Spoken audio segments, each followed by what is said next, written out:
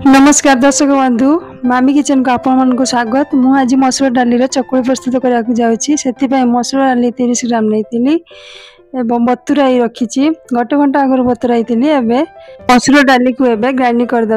डाली को पकेली पानी अल्प देली देखु ग्राइंडिंग हो गला मोर पेस्ट ये अधिक पतला हेले चकुली उठिबनी। से मु 2 चम्मच चाउलर पाउडर को देली एवं काटी रखी 2टी पियाज को मुझे देली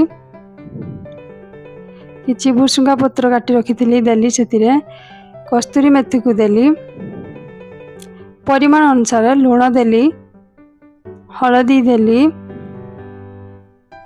एवं लंका गुंड किछि पकेली। एबे आसंतु भल भाव गलई नबा।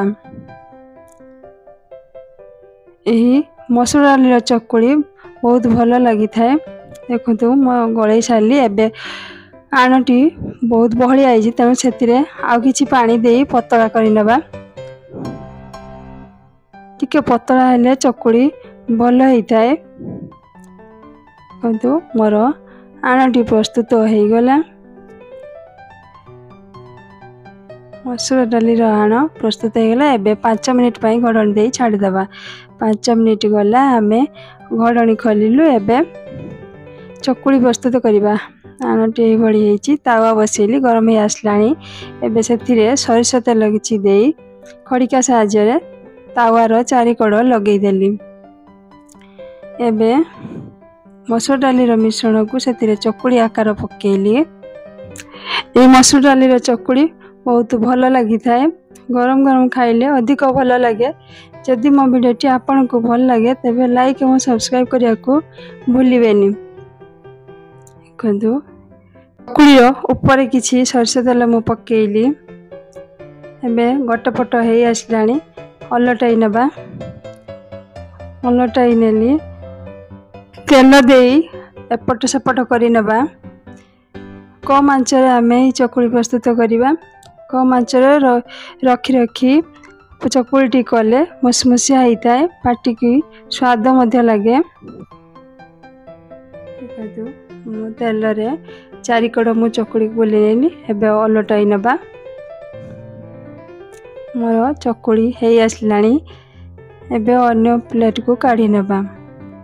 से प्रोसेस रे आमे आउ गोटे चकुली प्रस्तुत करिबा। तावा गरम होला तेल देली।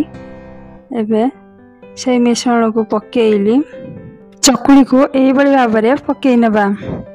देखु चकुली पकई सारी। एबे चकुली किछि अंश हो आसलानी। आमे चकुली ऊपर अंश किछि तेल देबा एवं कड़र किछि देबा दे भल भाव में खड़िका साहाय्य चारिकड़ लगे नबा। मोर चकुली गोटे पट हो गलानी। एबे अन्य पट को अलटाई देबा। अलटाई देली एवं किछि तेल मध्य चारिकड़ देली। चकुली प्रस्तुत कला बेले गैस को सिम रे रखी चकुली को भाजी नेले अधिक मुसमुसिया होता है। पाटी को मध्य भल लगे। मोर चकुली हो गला। एबे आसंतु से चकुली को खड़िका साहाय्य पीस करी नबा। पीस पीस करी गरम गरम खाइबा। सहित खाइले आहरी अधिक भल लगे। मसूर डाली चकुली थरे खाइले बारंबार खाया को इच्छा हुए। तेणु यही प्रोसेस रे मसूर डाली चकुली प्रस्तुत करंतु खाआंतु तार मजा नियंतु। मो वीडियोटी एते समय दे देखथिबारु आपण मानकु बहुत बहुत धन्यवाद। जय जगन्नाथ।